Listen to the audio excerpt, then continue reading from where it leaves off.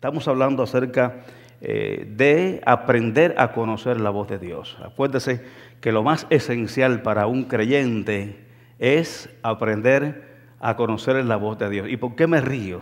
Porque me viene ahora a colación. Ayer me habían invitado para predicar a un canal de televisión y a 5 estaciones de radios simultáneas para Nicaragua. Y después que terminamos, pues el pastor me invitó a comer y entonces con la esposa nos preguntaron acerca de nosotros, nuestras vidas. Y le estaba dando el testimonio de la vez que Dios me habló. Dios me habló en mi cuarto secreto. Y cuando Dorita y yo nos casamos, yo no era ni residente, hermano. Es decir, que no se casó ni por interés. No teníamos dinero, no teníamos casa. Lo que yo tenía era un mobile home desarmado, viejo, que se lo comía a los comejenes, lleno de huecos, que después lo tuve que reparar para presentarle el palacio a la princesa.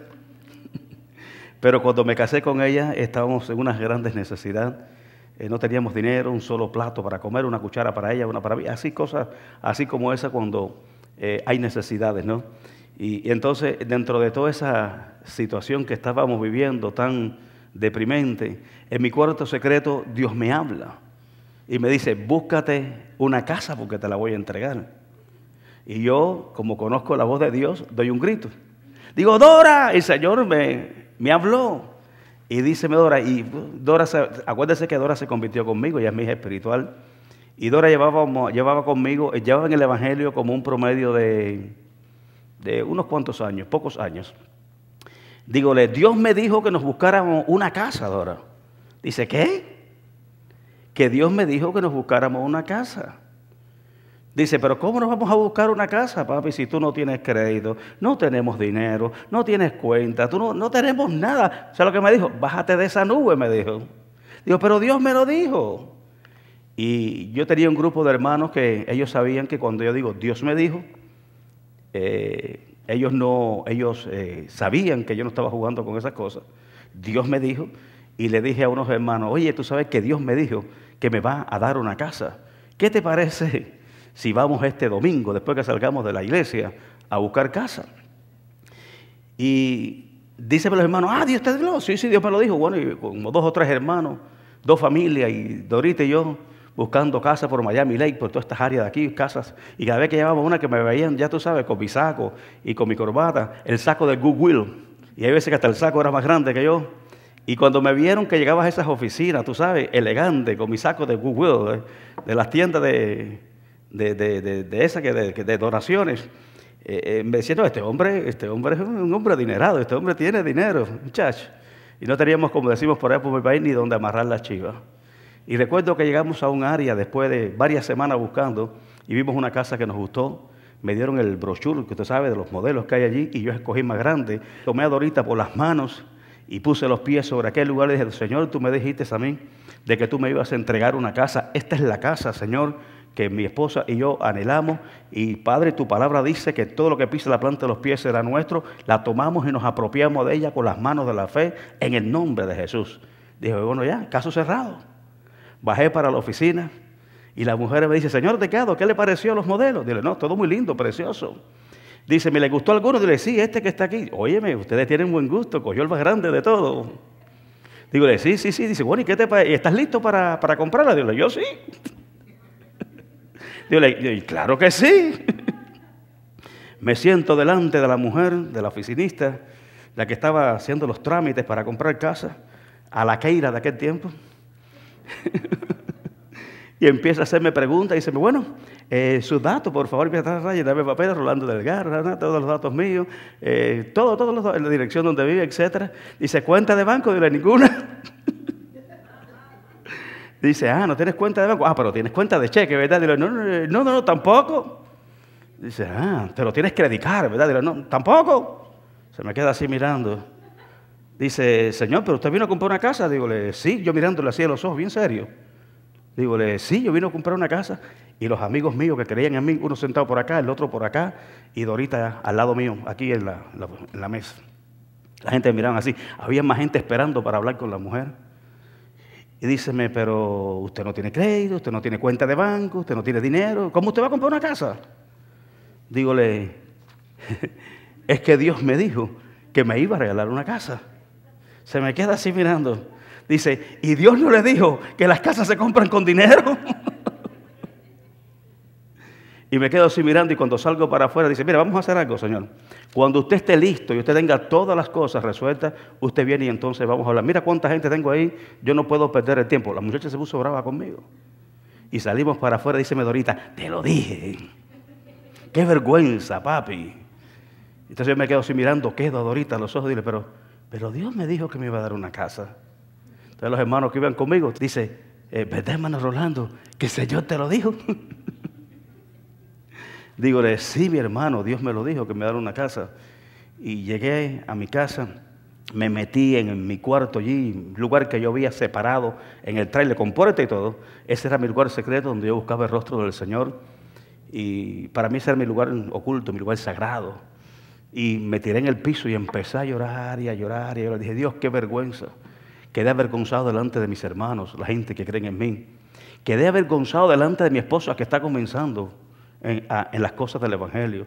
Señor, quedé avergonzado delante de todas aquellas personas que estaban allí. Qué pena, Dios. Y empecé ahí a llorar en la presencia del Señor, y viene el Espíritu Santo, el Consolador. Diga conmigo, el Consolador. El que nos consuela en toda pena, en todo dolor, en toda tristeza. El que nos ayude en nuestras debilidades, en nuestros fracasos, en nuestra derrota, es el Espíritu de Dios.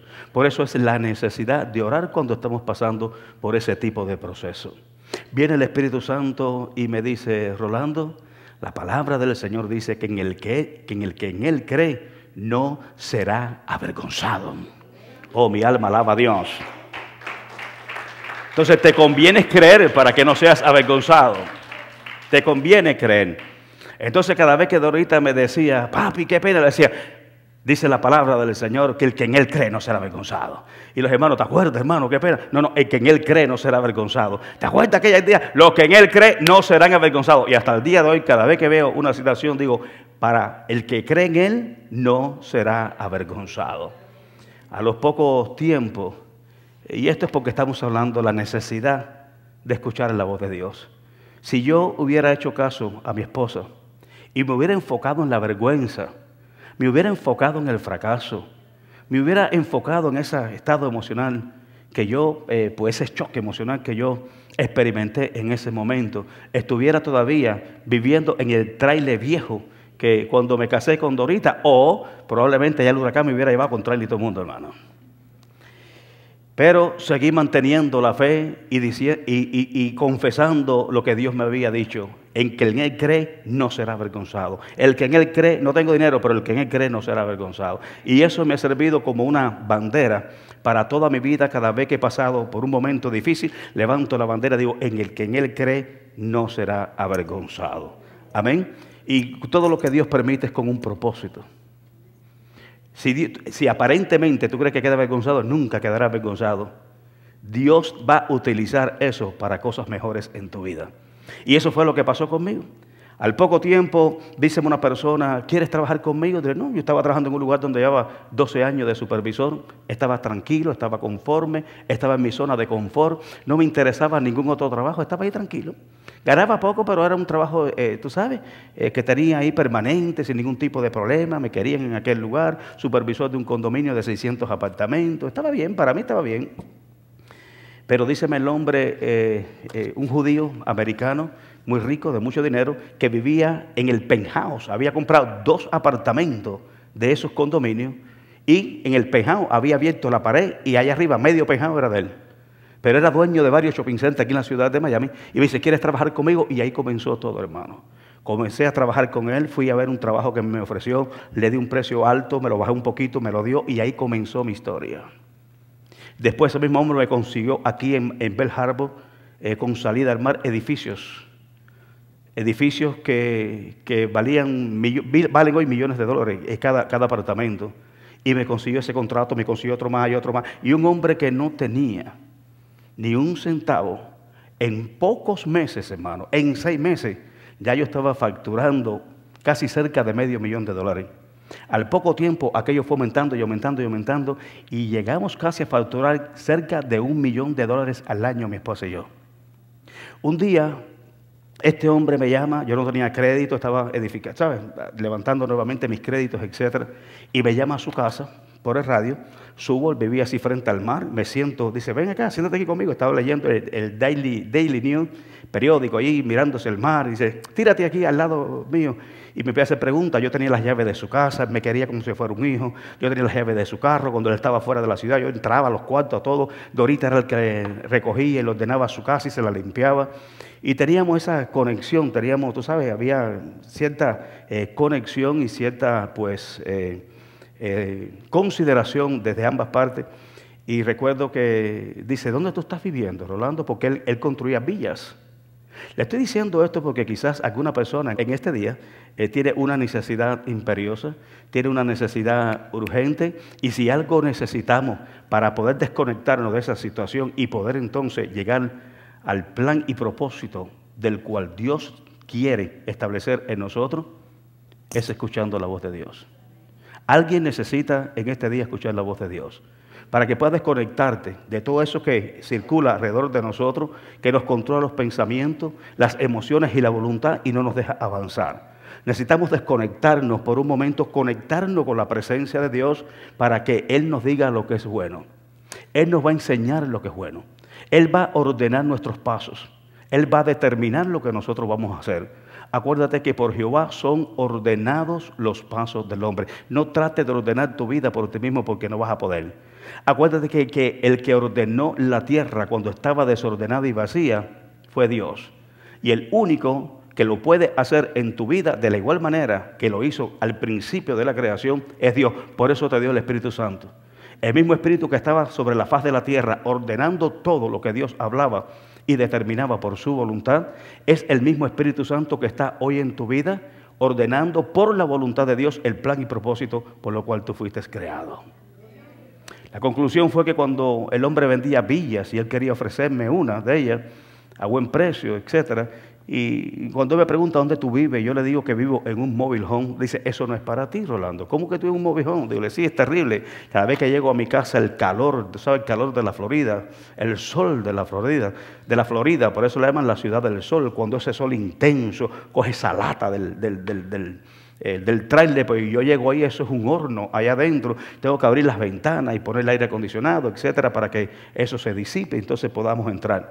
Dice, eso no es para ti, ¿por qué no te compras una casa? Y cuando él me pregunta acerca de esa casa, yo le digo, yo fui, pero la verdad es que quedé avergonzado, porque no tenía crédito, no tenía dinero. Dice, pero ahora tú tienes dinero, ¿cuál es el problema? Digo, no, el problema es el crédito, no me va. A mí, una vez fui a comprar ¿qué fue, Dora? Una computadora. Una computadora crédito, o sea, una computadora crédito en aquella época. Y me dijeron, no, yo no tenía crédito ni para comprarme una bicicleta, hermano. Y la cosa es que él les dice, bueno, yo te doy una carta, yo te doy referencia, tú tienes contrato conmigo por 10 años, y si hay que firmar algo, cuenta conmigo. Yo firmo por ti. Es que cuando Dios habla, hermano, es que cuando Dios habla, llamó a su administrador,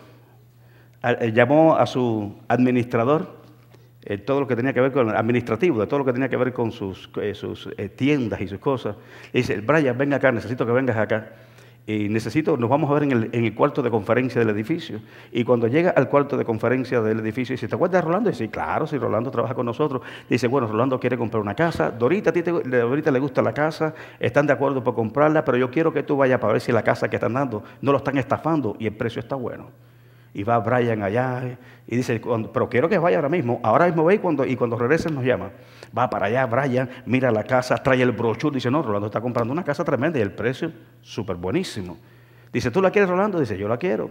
Dice, pues tú la tienes. Bueno, la conclusión es que después llego ya con toda esa situación a la oficina, ya llego con dinero, ya llego ya con respaldo económico, y cuando la mujer me ve me dice, usted Rolando Delgado, el señor Delgado, el que quería comprar casa sin dinero, ¿verdad? Digo, sí, pero hoy sí lo vamos a comprar con dinero. Sí, no me diga así. Bueno, pues siéntese acá, seguro, sí, no hay problema. Y empezamos, bueno, hicimos todos los documentos, hicimos todos los papeles, hicimos el contrato, y a los pocos días, aquello era lo único que había en aquel lugar allí era pues, eran modelos, ¿no? Y todo lo que había era un solar baldío, no habían casa, no había nada.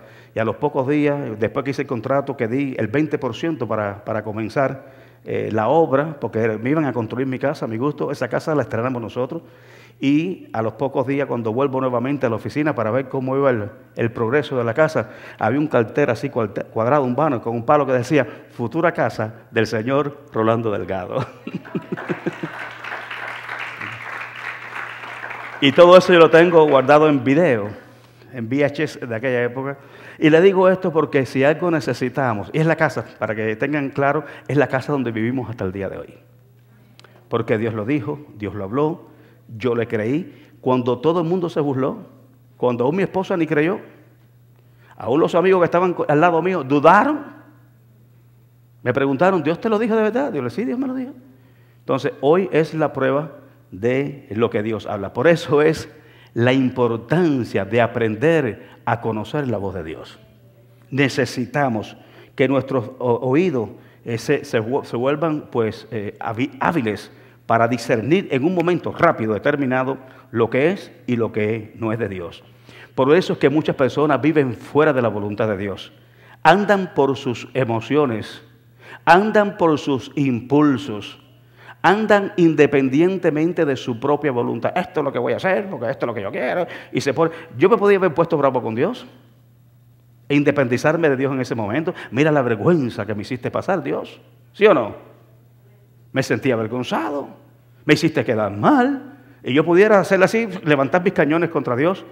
Pero yo creí y yo entendí que el que cree en Dios no será avergonzado. Y por ende continué en la voluntad de Dios. Ahora, el problema de nosotros es ¿qué hacer cuando nos apartamos de la voluntad de Dios? Porque hay muchos que por ira, por enojo, porque alguien le pisó un callo en la iglesia, porque alguien no lo saludó en la congregación, porque estuvo una discordia con un hermano, se mueven fuera de la voluntad de Dios. Por eso yo quiero decirte en esta hora que tenemos que analizar cuál es el plan y propósito de Dios, dónde Dios nos quiere plantar y dónde Dios nos quiere de alguna manera pues dimensionar. Por eso, ¿qué hacer por qué nosotros nos vamos de la voluntad de Dios? Yo apunté 4 cosas que suceden, las estuve discutiendo la semana pasada y la voy a pasar por arribita, ¿no? No me voy a quedar aquí porque si no, no vamos a terminar y quiero terminar esto hoy. ¿Por qué nosotros nos vamos de la voluntad de Dios? Primeramente porque no tenemos el discernimiento de quién es el que nos está hablando. ¿Qué fue lo que yo hice?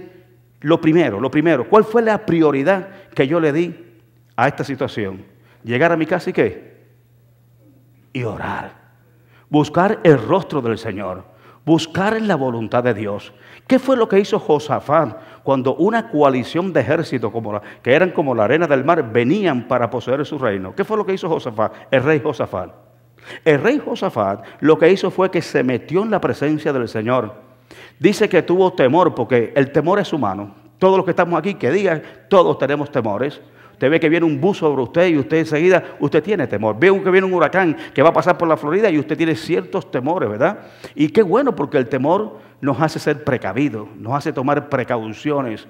Si tú no tienes temor, te pasa el huracán por tu casa y te lleva y te la arranca. Pero ese mismo temor nos hace proceder, nos hace tomar precauciones, las precauciones de vida para no ser arrastrados como los demás. El avisado ve el mal y se aparta, más el necio, el tonto, en otras palabras, pasa y es el que lo recibe. Entonces, si algo necesitamos nosotros es tener discernimiento. ¿Qué significa discernimiento? Juicio, razón, entendimiento, criterio sobre una cosa. Eso es discernimiento.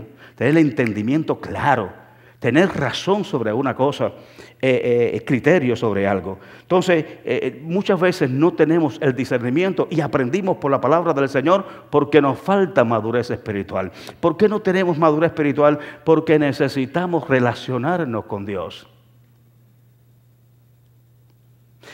Lo que nos nutre a nosotros, 1, es la palabra de Dios. 2, la presencia de Dios a nosotros nos fortalece. Escucha, la palabra nos nutre, la presencia de Dios nos fortalece, nos sostiene, nos guía, y esas dos cosas unidas son los nutrientes que nosotros necesitamos para ir creciendo hasta llegar a la estatura adecuada. Va a llegar un momento en que ya usted llega a esa estatura, la estatura adecuada. ¿Verdad que ya usted no crece más? Ya cuando tenemos cierta edad, llegamos hasta ahí, hasta ese punto y ya no crecemos más.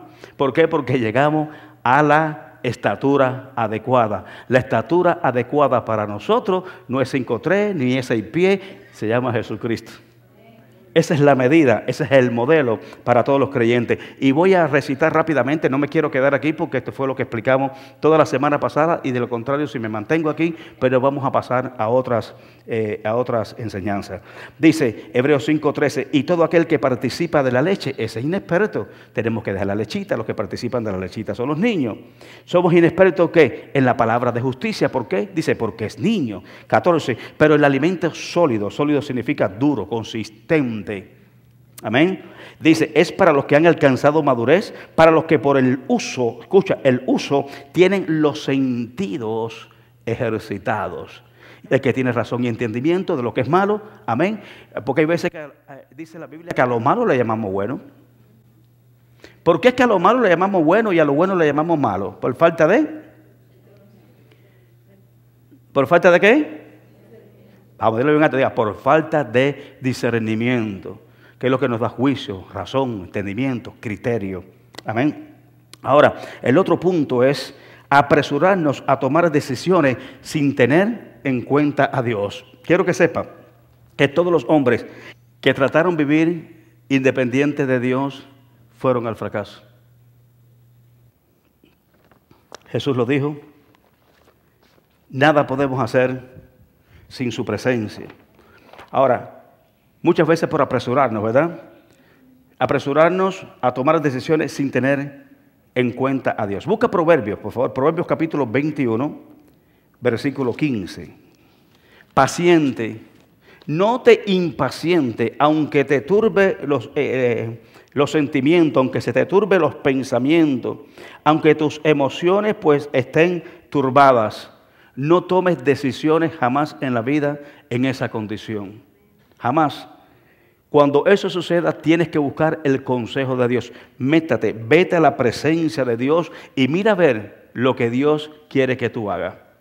Porque solamente Dios es el que nos da la dirección. Fíjate que todos los hombres de Dios, David, antes de ir a la guerra, ¿qué hacía? Le pedía dirección. Padre, ¿tú quieres que yo vaya a la guerra? ¿Tú quieres que yo vaya con los soldados? ¿Tú quieres que yo haga esto? Él no se movía si no era bajo la dirección de Dios. Por eso es que dice que entraba y salía victorioso en todas las batallas. David no perdió ni una batalla.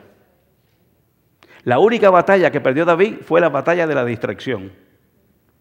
Cuando dejó de escuchar la voz de Dios y quiso andar por sus propios criterios y pensamientos.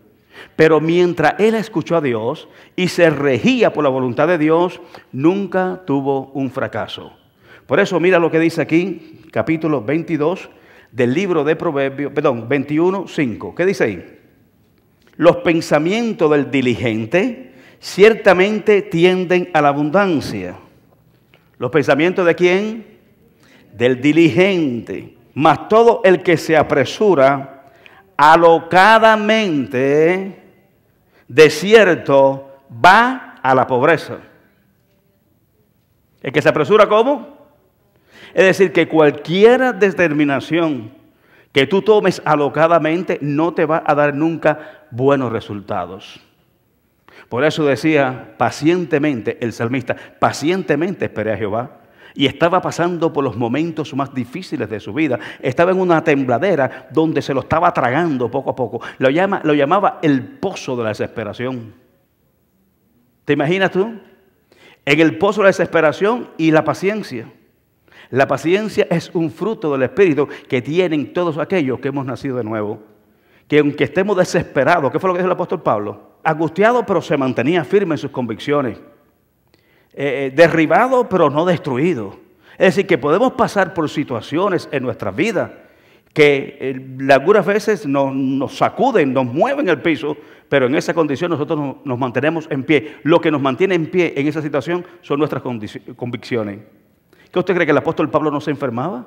Dice, ¿quién enferma y yo no? Él se enfermaba como usted y como yo.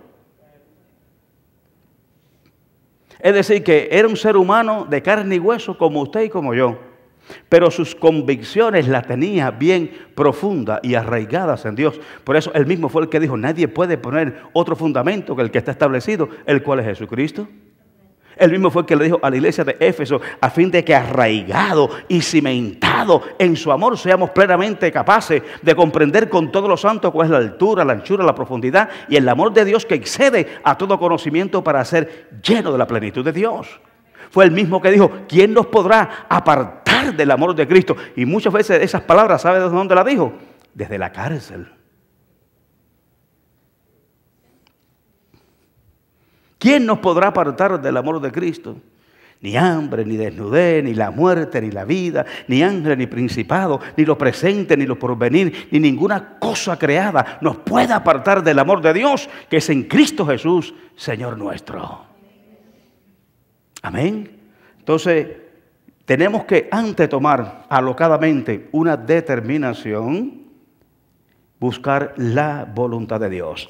Vamos a ir un poquito más para atrás en el Salmo 37. Y te lo voy a dar, te lo mencioné, pero te lo voy a dar para que lo anotes y te lo lleves también para la casa. Salmo 37,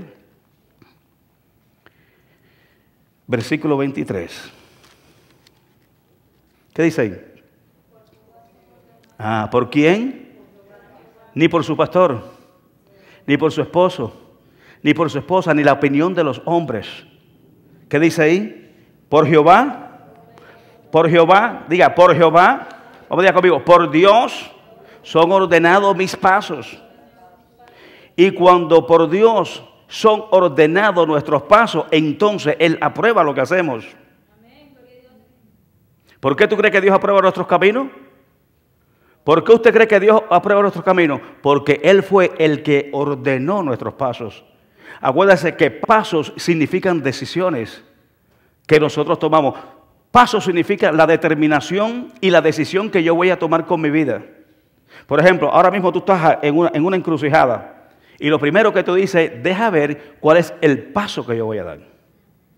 ¿Cuál es la decisión que yo voy a tomar? Ahora dice, el próximo paso que yo voy a dar es cuando yo me detengo, busco a la presencia de Dios y es Dios, diga, es Dios. Es Dios el que ordena mis pasos.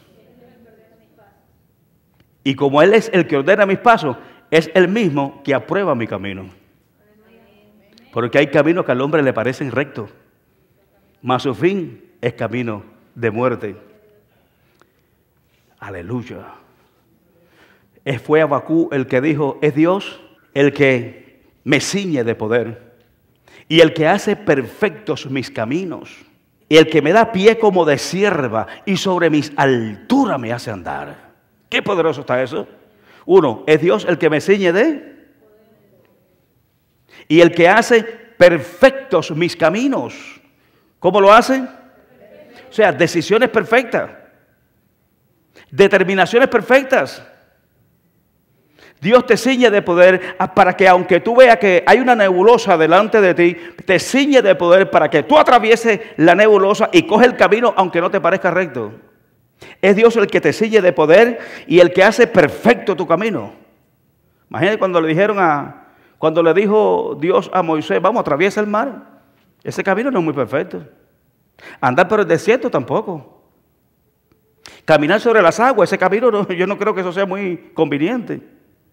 Pero es Dios el que nos ciñe de poder, diga, de poder. El que hace perfecto nuestros caminos. El que nos da, dice, pie como de sierva y en nuestras alturas nos hace andar. ¿Sabe lo que significa la sierva? Ellos tienen unas pezuñas, unos pies que son perfectamente adecuados para escalar las alturas. Dice Dios que Él te da esa misma condición a ti y a mí para que nosotros nos remontemos a las alturas donde tú y yo pertenecemos. Tú no eres de abajo, tú eres de arriba. ¿Te crees eso? Vámonos. ¿Qué hacemos abajo? Tenemos que remontarnos arriba. Dice, por Jehová son ordenados los pasos del hombre y Él aprueba su camino. Un versículo más. Proverbios capítulo 3, versículos 5 y 6. Proverbios 3, 5 y 6. Este quizás usted lo ha leído también en algunas ocasiones, pero hoy aplica a lo que estamos hablando. Escucha esto, por favor. Mira qué palabra. Aquí está hablando, ¿sabe quién está hablando aquí?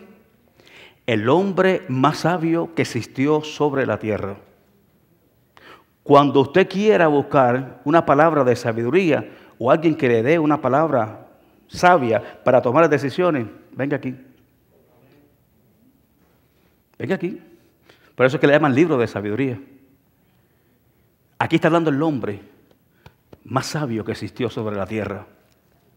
Y a través de la inspiración del Espíritu Santo, lo está diciendo en esta noche.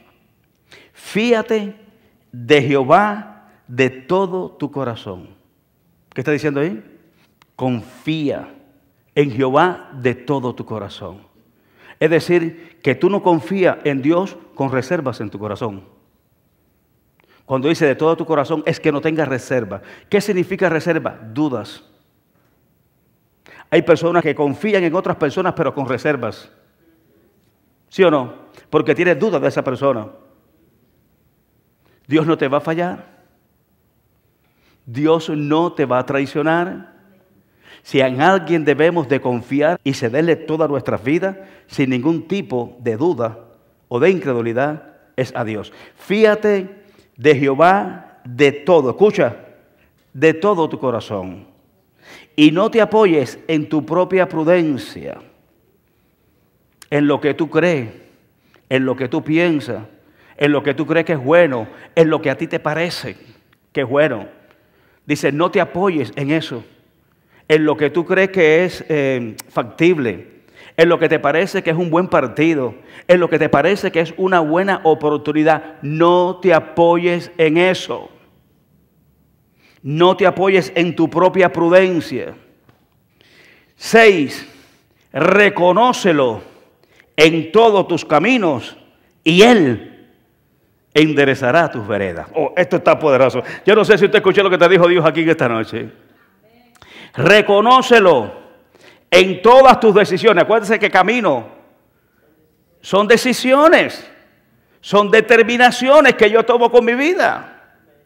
Dice, reconócelo en todas tus decisiones y todo lo que está torcido en tu vida, todo lo que no tiene significado.